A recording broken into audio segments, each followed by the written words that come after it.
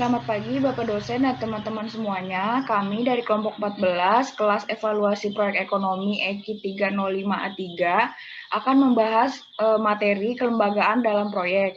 Adapun anggota-anggota dari kelompok 14, yang pertama adalah Nikadek Ayu Cahyaningsih dengan nomor absen 19, Donitus Diki Marchandri dengan nomor absen 23, Ida Ayu Sintia Rahmawati dengan nomor absen 24, Norma Amalia Sari dengan nomor absen 25, dan yang terakhir saya sendiri, Jessi Avioni dengan nomor absen 28. Selanjutnya, submateri yang akan dibahas pada pembahasan kali ini yang pertama adalah aturan-aturan yang mendasari dalam pembuatan proyek seperti Undang-Undang Dasar dan Keputusan Presiden, dan juga aturan lainnya sesuai skop dan jenis proyek. Yang kedua, ada aturan pendukung lainnya terkait pengelolaan keuangan BUMD dan BUMN. Yang ketiga, ada tahapan proses perencanaan dan evaluasi proyek. Yang terakhir, ada studi kasus Pasar Badung. Yang pertama, aturan-aturan yang mendasari dalam pembuatan proyek seperti Undang-Undang Dasar dan Keputusan Presiden dan aturan lainnya sesuai skop dan jenis proyek. Pembangunan proyek adalah salah satu dari berbagai hal yang dapat mendongkrak pertumbuhan dan kemajuan ekonomi serta produktivitas suatu negara. Pembuatan proyek melibatkan banyak pihak dan individu, bahkan terkadang harus mengorbankan sumber daya alam yang ada. Maka dari itu, sangat penting keberadaan peraturan pada proyek guna tidak terjadinya penyimpangan, dan apabila penyimpangan tersebut terjadi, pelaku dapat dikenakan sanksi setimpal sesuai dengan peraturan yang berlaku. Adapun beberapa peraturan yang mendasari dalam pembuatan suatu proyek adalah yang pertama, Peraturan Pemerintah Republik Indonesia Nomor 36 Tahun 1962 tentang pendirian perusahaan negara pelaksanaan pembangunan proyek-proyek industri dasar. Lalu ada Undang-Undang Republik Indonesia Nomor 18 Tahun 1999 tentang jasa konstruksi. Selanjutnya ada Peraturan Pemerintah Republik Indonesia Nomor 28 Tahun 2000 tentang usaha dan peran masyarakat jasa konstruksi. Baik, untuk pemaparan materi selanjutnya akan saya jelaskan. Sebelumnya, perkenalkan nama saya Norma Amalia Sari dengan NIM akhir 114. Di sini saya akan menjelaskan mengenai aturan pendukung lainnya terkait pengelolaan keuangan BUMD dan BUMN. Baik, untuk yang pertama yaitu mengenai pengelolaan keuangan BUMD. Nah, dalam Peraturan Pemerintah Nomor 54 Tahun 2017 pada pasal 1 ayat 1 telah dijelaskan bahwa badan usaha milik daerah atau yang selanjutnya disingkat dengan BUMD adalah badan usaha yang seluruh atau sebagian besar modalnya dimiliki oleh daerah. Nah, adapun aturan pendukung terkait pengelolaan keuangan daerah yaitu telah diatur yang pertama dalam Peraturan Pemerintah Nomor 39 Tahun 2007 mengenai peraturan pemerintah tentang pengelolaan uang negara atau daerah. Kemudian yang kedua dalam Peraturan Pemerintah Nomor 12 Tahun 2019 yaitu mengenai peraturan pemerintah tentang pengelolaan keuangan daerah. Nah, dalam Peraturan Pemerintah Nomor 39 Tahun 2007 diatur dalam pasal 7 pada ayat 2 di mana Kepala Satuan Kerja Pengelola Keuangan Daerah selaku Bendahara Umum Daerah dibantu oleh Kuasa Bendahara Umum Daerah untuk melaksanakan tugas-tugas kebendaharaan yang berkaitan dengan pengelolaan uang daerah dan surat berharga. Kemudian pada pasal 8, wewenang Bendahara Umum Daerah dalam pengelolaan uang daerah yaitu meliputi yang pertama memberikan petunjuk teknis pelaksanaan sistem penerimaan dan pengeluaran kas daerah, lalu memantau pelaksanaan penerimaan dan pengeluaran APBD oleh bank dan atau lembaga keuangan lainnya yang telah ditunjuk. Lalu yang ketiga mengusahakan dan mengatur dana yang diperlukan dalam pelaksanaan APBD, kemudian menyimpan uang daerah, lalu melaksanakan penempatan uang daerah, kemudian mengelola atau menata usahakan investasi, melakukan pembayaran berdasarkan permintaan pejabat pengguna anggaran atas beban rekening kas umum daerah, lalu yang terakhir menyajikan informasi keuangan daerah. Kemudian selanjutnya pada Peraturan Pemerintah Nomor 12 Tahun 2019 diatur dalam pasal 3 di mana pada ayat 1 pengelolaan keuangan daerah dilakukan secara tertib, efisien, transparan, dan bertanggung jawab dengan memperhatikan rasa keadilan, kepatutan, manfaat untuk masyarakat, serta taat pada ketentuan peraturan perundang-undangan. Lalu pada ayat 2, pengelolaan keuangan daerah sebagaimana dimaksud pada ayat 1 diwujudkan dalam APBD. Lalu pada ayat 3, APBD sebagaimana dimaksud pada ayat 2 merupakan dasar bagi pemerintah daerah untuk melakukan penerimaan dan pengeluaran daerah. Baik, untuk yang kedua yaitu mengenai pengelolaan keuangan BUMN. Badan Usaha Milik Negara atau yang biasa disebut dengan BUMN, menurut Undang-Undang Nomor 19 Tahun 2003 pada pasal 1 ayat 1, merupakan badan usaha yang seluruh atau sebagian besar modalnya dimiliki oleh negara melalui penyertaan secara langsung yang berasal dari kekayaan negara yang dipisahkan. Nah, adapun aturan pendukung terkait pengelolaan keuangan negara yaitu telah diatur dalam Peraturan Pemerintah Nomor 39 Tahun 2007 mengenai Peraturan Pemerintah tentang pengelolaan uang negara atau daerah. Yaitu diatur yang pertama pada pasal 1 ayat 1 di mana perbendaharaan negara adalah pengelolaan dan pertanggungjawaban keuangan negara, termasuk investasi dan kekayaan yang dipisahkan, yang ditetapkan dalam anggaran pendapatan dan belanja negara atau APBN dan anggaran pendapatan dan belanja daerah atau APBD. Lalu pada ayat 19 yaitu pengelolaan uang adalah kegiatan pengelolaan yang mencakup pengelolaan kas dan surat berharga termasuk kegiatan untuk menanggulangi kekurangan kas atau memanfaatkan kelebihan kas secara optimal. Lalu yang kedua pada pasal 2 ayat 2 di mana Menteri Keuangan selaku Bendahara Umum Negara mengangkat kuasa Bendahara Umum Negara untuk melaksanakan sebagian wewenang Bendahara Umum Negara dan tugas kebendaharaan yang berkaitan dengan pengelolaan uang dan surat berharga. Lalu yang ketiga, pada pasal 4, di mana wewenang Bendahara Umum Negara dalam pengelolaan uang negara yang dilaksanakan oleh kuasa Bendahara Umum Negara Pusat, yaitu meliputi yang pertama, menetapkan sistem penerimaan dan pengeluaran kas negara. Lalu yang kedua, menunjuk bank dan atau lembaga keuangan lainnya dalam rangka pelaksanaan penerimaan dan pengeluaran anggaran negara.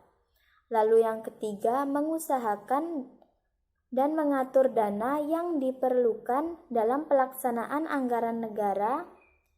Lalu yang keempat, menyimpan uang negara, kemudian menempatkan uang negara, lalu mengelola atau menata usahakan investasi melalui pembelian surat utang negara, melakukan pembayaran berdasarkan permintaan pejabat pengguna anggaran atas beban rekening kas umum negara, dan yang terakhir yaitu menyajikan informasi keuangan negara. Baik, sekian pemaparan materi yang dapat saya sampaikan. Selanjutnya akan dijelaskan oleh rekan saya. Baik, materi selanjutnya akan dibahas oleh saya, Ide Cynthia Rahmawati, dengan NIM belakang 111 absen 24. Saya akan membahas materi mengenai tahapan proses perencanaan dan evaluasi proyek. Yang pertama itu ada studi sektoral. Jadi studi sektoral merupakan suatu studi untuk mendapatkan data atau informasi mengenai bagaimana kondisi wilayah atau masyarakat setempat sebelum ada proyek ini. Dan dari hal ini akan dianalisis apakah ada proyek pada sektor tersebut memang dibutuhkan dan layak untuk dilaksanakan atau tidak.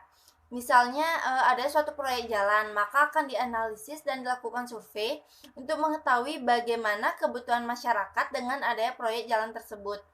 Dan dalam studi ini juga menganalisis bagaimana dampak dari adanya suatu proyek terhadap sektor lainnya. Misalnya itu pada suatu proyek jalan, maka harus dianalisis apakah ada proyek ini akan mengambil lahan pertanian atau tidak. Apabila proyek ini di sekitar pertanian dan harus mengambil lahan pertanian, maka akan dianalisis bagaimana dampaknya terhadap sektor pertanian tersebut dan sektor-sektor lainnya. Lalu materi selanjutnya ada reconnaissance survey. Nah, reconnaissance survey atau survei pendahuluan adalah survei yang dilakukan pada awal pekerjaan di lokasi pekerjaan dengan tujuan untuk memperoleh data awal sebagai bagian penting bahan kajian teknis dan bahan untuk pekerjaan selanjutnya. Nah, survei ini diharapkan mampu memberikan saran dan bahan pertimbangan terhadap survei di tahap lanjutan. Adapun jenis kegiatannya yaitu pertama ada studi literatur, yaitu pada tahap ini meliputi pengumpulan data dan pendukung perencanaan, baik data sekunder maupun data laporan studi kelayakan, laporan studi AMDAL, dan laporan-laporan lainnya yang telah dilakukan yang berkaitan dengan wilayah yang akan dibangun proyek tersebut. Informasi yang diperoleh dari data-data yang ada harus dipertimbangkan dalam proses penentuan proyek yang akan disurvei. Lalu ada koordinasi dengan instansi terkait, yaitu dengan melaksanakan koordinasi dan konfirmasi dengan instansi atau unsur-unsur terkait yang sehubungan dengan dilaksanakannya survei pendahuluan. Lalu ada diskusi perencanaan di lapangan, yaitu dengan mendiskusikannya dan membuat usulan perencanaan di lapangan bagian demi bagian dan membuat sketsa dilengkapi catatan-catatan dan jika perlu membuat tanda di lapangan berupa patok serta dilengkapi foto-foto penting dan identitasnya masing-masing yang akan difinalkan di kantor sebagai bahan penyusunan laporan setelah kembali. Lalu ada reconnaissance survei geometri, yaitu dengan menentukan awal proyek dan akhir proyek yang tepat untuk mendapatkan overlapping yang baik dan memenuhi syarat geometrik. Nah, pada penentuan titik awal dan titik akhir pekerjaan biasanya itu diwajibkan dengan mengambil data sejauh 200 meter sebelum titik awal dan 200 meter setelah titik akhir, dan pembuatan foto-foto penting untuk pelaporan dan panduan dalam melakukan survei detail selanjutnya. Lalu ada reconnaissance survei topografi, yaitu dengan menentukan awal dan akhir pengukuran serta mengamati kondisi topografi, mencatat daerah-daerah yang akan dilakukan pengukuran khusus, membuat rencana kerja untuk survei detail pengukuran. Lalu ada reconnaissance survei geoteknik dan geologi, yaitu dengan mengamati secara visual kondisi lapangan yang berkaitan dengan karakteristiknya, memberikan rekomendasi berkaitan dengan rencana proyek yang akan dipilih, dan membuat rencana kerja untuk tim survei detail. Lalu selanjutnya ada reconnaissance survei bangunan pelengkap, yaitu untuk lokasi yang sudah ada perlu dibuatkan inventarisasinya dengan lengkap, jenis konstruksi, dimensi, kondisi, serta mengusulkan penanganan yang diperlukan. Lalu membuat sketsa dan jika perlu foto-foto beserta catatan-catatan khusus serta saran-saran yang berguna dijadikan panduan dalam pengambilan data untuk perencanaan pada waktu melakukan survei detail nanti dan pengaruhnya terhadap keamanan dan kestabilan. Dan yang terakhir yaitu ada reconnaissance survei hidrologi atau hidrolika, yaitu dengan melakukan pemotretan pada lokasi-lokasi penting dan mengamati tata guna lahan dan mengumpulkan informasi-informasi yang berkaitan dengan proyek. Misalnya pada proyek jembatan, itu diperlukan informasi sumber perolehan data curah hujan, karakteristik aliran sungai, atau morfologi yang mungkin berpengaruh terhadap konstruksi, dan saran-saran yang diperlukan untuk menjadi pertimbangan dalam perencanaan berikutnya. Baik, selanjutnya saya akan memaparkan materi mengenai studi kelayakan proyek. Studi kelayakan proyek adalah penelitian tentang dapat tidaknya suatu proyek atau investasi proyek dilaksanakan dengan berhasil. Nah, ada 3 aspek yang menyangkut studi kelayakan proyek. Yang pertama, manfaat ekonomis proyek tersebut bagi proyek itu sendiri. Artinya bahwa dilaksanakannya suatu proyek itu kita harus mengetahui manfaat dari proyek tersebut yang dibandingkan dengan sisi risiko dari dilaksanakannya proyek ini. Yang kedua itu manfaat ekonomis proyek itu bagi negara tempat proyek dilaksanakan. Nah, kita sebagai analisis itu harus mengetahui manfaat ekonomis dari diadakannya proyek ini. terutama dari sisi ekonomi makro suatu negara. Yang ketiga, manfaat sosial proyek itu bagi masyarakat sekitar proyek.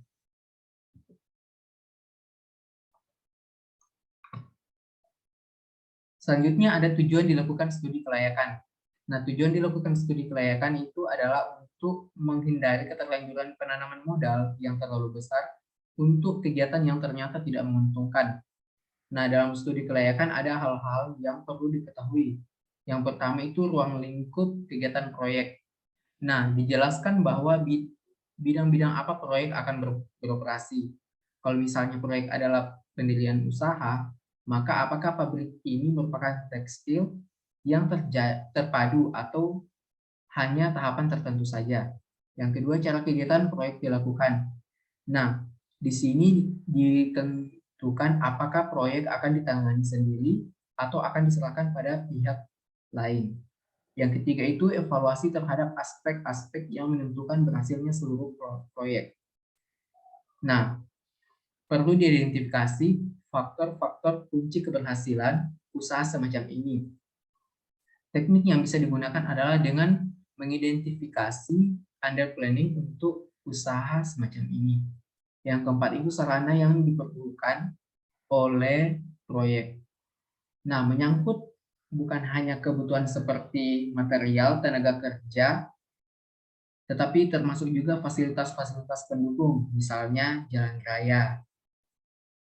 Yang kelima itu hasil kegiatan proyek serta biaya-biaya yang harus ditanggung. Yang keenam ada akibat yang bermanfaat maupun yang tidak dari adanya proyek tersebut. Nah, hal ini sering disebut juga sebagai manfaat dan pengorbanan ekonomi dan sosial. Yang terakhir itu ada langkah-langkah rencana untuk mengindirikan proyek beserta jadwal dari masing-masing kegiatan. Selanjutnya ada perbedaan intensitas studi kelayakan. Nah, ada beberapa faktor yang mempengaruhi intensitas studi kelayakan. Yang pertama itu besarnya dana yang ditanamkan. Nah, semakin besar jumlah dana yang ditanamkan, maka semakin mendalam studi yang perlu dilakukan. Yang kedua itu tingkat ketidakpastian proyek. Nah, semakin sulit kita memperkirakan penghasilan, biaya, aliran kas, dan lain-lain, semakin besar berhasil kita dalam melakukan studi kelayakan. Untuk proyek-proyek yang menghasilkan proyek baru umumnya cukup sulit dalam memperkirakan proyek penjualan. Yang ketiga, kompleksitas elemen-elemen yang mempengaruhi proyek. Nah, setiap proyek dipengaruhi dan juga mempengaruhi faktor-faktor lainnya. Sebagai contoh adalah proyek untuk membuat mobil dengan tenaga listrik akan dipengaruhi oleh faktor tinggi rendahnya harga bahan bakar. Nah, sebaliknya, proyek itu akan mempengaruhi pola usaha untuk menemukan material bila dipakai untuk menyimpan tenaga listrik yang lebih tahan lama. Nah, selanjutnya ada master plan. Nah, master plan sendiri itu adalah rencana yang menunjukkan konsep pembangunan keseluruhan yang mencakup desain perkotaan, lanskap, infrastruktur, penyediaan layanan, sirkulasi, penggunaan lahan sekarang dan masa depan, serta bentuk bangunannya. Nah, setelah kita mengetahui apa itu master plan, kita harus mengetahui tujuan dari master plan. Tujuan dari master plan adalah untuk menyediakan kerangka kerja untuk pengembangan kawasan atau lokasi di masa depan. Hal ini adalah rencana strategis yang menentukan lokasi, skala, dan jenis perkembangan yang bisa terjadi di daerah tertentu. Setelah kita mengetahui tujuan dari master plan, kita harus mengetahui manfaat dari master plan. Manfaat dari penyusunan master plan adalah sebagai berikut. Yang pertama, membantu penanganan masalah dan mengidentifikasi kendala lokasi. Yang kedua, menguraikan kebutuhan dan kelompok pemanfaat. Yang ketiga, mengaitkan vegetasi dan fitur geografis. Yang keempat, menyediakan rencana infrastruktur dan fasilitas lainnya. Yang kelima, menilai kelayakan awal proposal. Yang keenam, mengetahui kemungkinan biaya dan rencana pentahapannya. Yang ketujuh, menentukan peluang sumber-sumber pendanaan. Dan yang terakhir, efisiensi dan efektivitas pembangunan.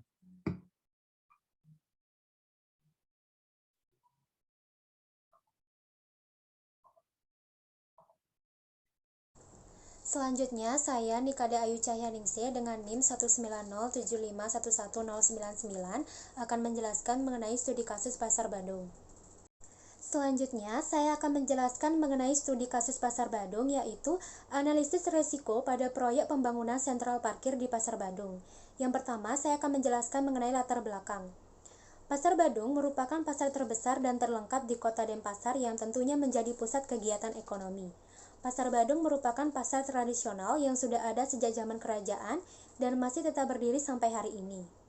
Upaya pemerintah dalam menanggulangi berkurangnya daerah-daerah parkir akibat bertambahnya jumlah pedagang di Pasar Badung dan Pasar Kumbasari, serta hilangnya daerah-daerah untuk parkir di Jalan Gajah Mada, maka dari itu untuk menyikapi hal tersebut, pemerintah membangun sentral parkir terpadu. Sentral parkir di Pasar Badung dimaksudkan sebagai suatu areal parkir luas yang dapat mewadahi parkir kendaraan bagi para pengunjung Pasar Badung dan mengatasi masalah parkir sembarangan yang menyebabkan kemacetan di Jalan Gajah Mada. Areal pertama dibangunnya sentral parkir adalah di pelataran depan Pasar Badung, dan areal kedua adalah di pojok sebelah selatan Pasar Kumbasari, tepatnya di areal Pasar Payo. Yang kedua, saya akan menjelaskan mengenai rumusan masalah. Berdasarkan uraian pada latar belakang masalah di atas, maka dapat disimpulkan masalah dalam penelitian ini adalah yang pertama, resiko-resiko apa saja yang termasuk kategori dominan atau major risks pembangunan sentral parkir di Pasar Badung, dan yang kedua, bagaimana mengelola atau melakukan mitigasi resiko yang ada untuk meminimalkan hal-hal negatif yang mungkin terjadi. Selanjutnya, saya akan menjelaskan mengenai hasil analisis dan pembahasan. Yang pertama yaitu pembahasan resiko, yang akan saya mulai dengan menjelaskan pengertian resiko terlebih dahulu. Resiko adalah kemungkinan terjadinya akibat buruk atau kerugian yang tidak diinginkan atau terduga. Dengan kata lain, kemungkinan ini akibat adanya ketidakpastian, di mana ketidakpastian itu merupakan kondisi yang menyebabkan tumbuhnya resiko yang bersumber dari berbagai aktivitas. Selanjutnya, saya akan menjelaskan mengenai klasifikasi risiko. Menurut Godfrey, tahun 1966, dalam Construction Research Industry and Information Association, bahwa nilai risiko ditentukan sebagai perkalian antara kecenderungan atau frekuensi dengan konsekuensi risiko. Kecenderungan atau likelihood adalah peluang terjadinya kerugian yang merugikan yang dinyatakan dalam jumlah kejadian per tahun. Sedangkan konsekuensi atau consequence merupakan besaran kerugian yang diakibatkan oleh terjadinya suatu kejadian yang merugikan yang dinyatakan dalam nilai uang. Secara umum, berdasarkan kecenderungan peluang terjadinya risiko atau likelihood dan konsekuensi atau consequence, risiko dapat diklasifikasikan sebagai berikut. Yang pertama ada unacceptable, adalah risiko yang tidak dapat diterima dan harus dihilangkan. Yang kedua ada acceptable, adalah risiko yang dapat diterima. Dan yang terakhir ada negligible, yaitu risiko yang sepenuhnya dapat diterima. Lalu selanjutnya yaitu analisis risiko. Keseluruhan dalam proses analisis risiko itu dapat dibagi menjadi dua, yaitu analisis risiko dan analisis manajemen risiko. Sedangkan dalam tingkat analisis risiko dapat dibagi menjadi dua bagian, yaitu analisis kualitatif yang berfokus pada identifikasi dan penilaian risiko, serta analisis kuantitatif yang berfokus pada evaluasi probabilitas terhadap terjadinya risiko. Analisis risiko dapat dilakukan baik secara kuantitatif dan kualitatif, di mana sumber risiko harus diidentifikasi dan akibat atau efek harus dinilai atau dianalisis. Sedangkan tujuan dari manajemen risiko adalah membantu menghindari kegagalan dan memberikan gambaran tentang apa yang terjadi bila proyek dijalankan ternyata tidak sesuai dengan rencana. Selanjutnya yaitu penanganan risiko. Risk response adalah tanggapan atau reaksi terhadap risiko yang dilakukan oleh setiap orang atau perusahaan dalam pengambilan keputusan, yang dipengaruhi oleh risk attitude dari pengambilan keputusan. Risiko yang muncul kadang-kadang tidak dapat dihilangkan sama sekali, tetapi hanya dapat dikurangi sehingga akan timbul residual risk atau sisa risiko. Beberapa hal yang dapat dilakukan dalam menangani risiko yaitu yang pertama menahan risiko atau risk retention, yang kedua mengurangi risiko atau risk reduction, yang ketiga yaitu memindahkan risiko atau risk transfer, dan yang terakhir yaitu menghindari risiko yaitu risk avoidance. Lalu yang kedua, saya akan menjelaskan mengenai metode penelitian yang dimulai dengan menjelaskan teknik pengumpulan data.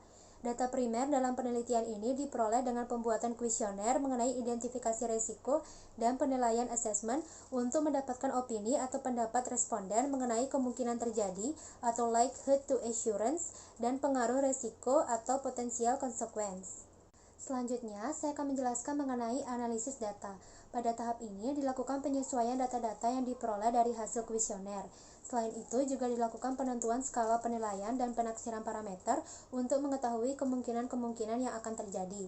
Dengan pertimbangan tingkat penerimaan risiko dan nilai dari skala likelihood dan consequence, maka skala penerimaan risiko dapat dirumuskan seperti pada tabel berikut, di mana tingkat penerimaan risiko yang pertama yaitu unacceptable atau risiko yang tidak dapat diterima dan harus dihilangkan untuk skala penerimaan risiko yaitu nilai X lebih besar atau sama dengan 15. Yang kedua yaitu undesirable atau risiko yang tidak diharapkan dan harus dihindari. Untuk skala penerimaan risikonya nilai X lebih besar atau sama dengan 5 dan lebih kecil daripada 15. Yang ketiga yaitu acceptable atau risiko yang dapat diterima. Untuk skala penerimaan risikonya nilai X lebih besar atau sama dengan 3 dan lebih kecil daripada 5. Untuk yang terakhir yaitu negligible, di mana risiko yang sepenuhnya dapat diterima. Untuk skala penerimaan risikonya nilai X lebih kecil daripada 3. Selanjutnya, saya akan menjelaskan mengenai penilaian kepemilikan risiko. Kepemilikan tanggung jawab risiko atau owner of risk dialokasikan dengan prinsip-prinsip yang telah dikembangkan oleh Flanagan dan Norman tahun 1993, diantaranya yaitu pihak-pihak mana yang mempunyai kontrol terbaik terhadap kejadian yang menimbulkan risiko, pihak mana yang dapat menangani apabila risiko tersebut muncul, dan pihak mana yang mengambil tanggung jawab jika risiko tidak terkontrol. Jika risiko di luar kontrol semua pihak, maka diasumsikan risiko bersama. Baik, selanjutnya saya akan menjelaskan mengenai analisis penilaian responden terhadap risiko pembangunan sentral parkir di Pasar Badung. Frekuensi penilaian responden terhadap kemungkinan terjadinya risiko atau likelihood terlihat dalam diagram seperti berikut. Berdasarkan hasil modus jawaban responden seperti gambar diagram tersebut, dapat disimpulkan bahwa frekuensi sangat jarang sebesar 1,05%, frekuensi jarang sebesar 26,32%, frekuensi kadang-kadang sebesar 48,42%, frekuensi sering sebesar 24,21%, dan frekuensi sangat sering sebesar 0%. Berdasarkan hasil data tersebut, jawaban responden terhadap kemungkinan terjadinya risiko cenderung pada frekuensi kadang-kadang. Hal ini menunjukkan bahwa risiko-risiko yang teridentifikasi adalah kadang-kadang terjadi baik pada tahap perencanaan, pelaksanaan maupun operasional. Untuk frekuensi sangat jarang, responden berpendapat bahwa terdapat satu risiko yang teridentifikasi sangat jarang, yaitu adanya biaya retribusi yang berbeda dengan biaya retribusi di luar sentral parkir. Hal ini menunjukkan bahwa menurut pihak-pihak berkompeten yang dijadikan responden, perbedaan biaya retribusi antara sentral parkir dan di luar sentral parkir sangat jarang terjadi atau hampir tidak pernah terjadi. Selanjutnya, saya akan menjelaskan mengenai resiko-resiko dominan atau major risks. Keberadaan resiko-resiko dominan atau major risks akan berpengaruh besar pada pembangunan sentral parkir di Pasar Badung. Dalam tingkat penerimaan risiko dapat dilihat dalam diagram seperti berikut, di mana presentase risiko-risiko dominan yang cukup besar, yaitu risiko yang termasuk kategori unacceptable dan risiko yang termasuk kategori undesirable, yaitu menunjukkan banyak risiko-risiko yang tidak dapat diterima dalam proyek, baik pada tahap perencanaan, pelaksanaan, dan operasional yang dapat menghambat dan memberi dampak negatif dalam pembangunan sentral parkir. Berdasarkan sumbernya, risiko yang termasuk kategori tidak dapat diterima atau unacceptable dapat diuraikan sebagai berikut, yaitu risiko politis sebesar 1,05%, risiko perencanaan sebesar 1,05%, risiko proyek sebesar 2,11%, risiko teknis sebesar 1,05%, risiko alami sebesar 1,05%, risiko ekonomi sebesar 1,05%, dan risiko manusiawi sebesar 2,11%. Sedangkan, untuk risiko yang termasuk kategori tidak diharapkan atau undesirable dapat diuraikan sebagai berikut, yaitu risiko politis sebesar 7,37%, risiko perencanaan sebesar 13,68%, risiko proyek sebesar 23,16%, risiko teknis sebesar 12,63%, risiko lingkungan sebesar 4,21%, risiko keselamatan sebesar 8,42%, risiko alami sebesar 5,26%, risiko ekonomi sebesar 1,05%, risiko kriminal sebesar 1,05%, risiko manusiawi sebesar 5,26%, dan risiko keuangan sebesar 2,11%. Risiko-risiko dominan ini harus mendapat perhatian khusus dari pihak-pihak berkompeten yang memiliki tanggung jawab terhadap terjadinya risiko untuk dapat dilakukan tindakan mitigasi agar dapat mengurangi dampak negatif yang ditimbulkan dari risiko yang terjadi. Berdasarkan analisis modus penilaian responden terhadap risiko berdasarkan sumber risiko yang termasuk kategori tidak dapat diterima atau unacceptable, terdapat beberapa risiko yaitu dengan tingkat penerimaan risiko sebesar 9,47%. Risiko dengan nilai penerimaan risiko yang tinggi salah satunya adalah kurangnya koordinasi antara instansi dalam pengambilan keputusan yang mempengaruhi pengerjaan proyek. Selanjutnya, saya akan menjelaskan mengenai mitigasi risiko. Keberadaan risiko-risiko dominan atau major risks akan memberikan pengaruh yang besar pada pembangunan sentral parkir di Pasar Badung. Tindakan mitigasi untuk risiko-risiko yang termasuk dalam risiko dominan adalah sebagai berikut.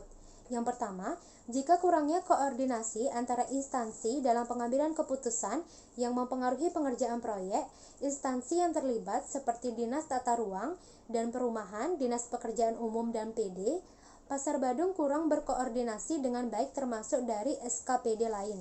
Mitigasi yang diperlukan untuk risiko yang terjadi dalam hal ini adalah mempertegas aturan-aturan mengenai pihak-pihak yang secara teknis terlibat dalam pengerjaan proyek sehingga berkoordinasi antara instansi dapat terjalin dengan baik. Yang kedua, jika adanya perubahan desain akibat kebijakan dan masukan dari pihak-pihak yang terkait dengan pembangunan sentral parkir khususnya pada tahap perencanaan, untuk mengantisipasi dampak dari risiko perubahan desain ini dapat dilakukan dengan mengurangi dampak risiko seperti mempertegas KAK atau TOR sebagai pedoman bagi konsultan perencanaan dalam mengerjakan desain sesuai permintaan pihak owner yang tercantum dalam TOR dan analisis mengenai desain yang sudah direncanakan untuk dapat meminimalkan perubahan desain. Yang ketiga, jika terjadinya eskalasi atau kenaikan harga-harga bahan bangunan selama masa perencanaan dan pelaksanaan proyek yang dapat mengakibatkan membengkaknya biaya konstruksi, hal ini menyulitkan saat pelaksanaan terutama bagi kontraktor yang menawar dan memenangkan tender pekerjaan. Mitigasi yang diperlukan untuk risiko yang terjadi dalam hal ini adalah dengan tindakan-tindakan seperti pihak kontraktor sebagai pelaksana proyek terlebih dahulu melakukan order atau pemesanan material yang diperlukan dilengkapi dengan uang muka atau membayar penuh sejak awal pelaksanaan untuk mengatasi eskalasi harga. Baik, selanjutnya yaitu kesimpulan dan saran.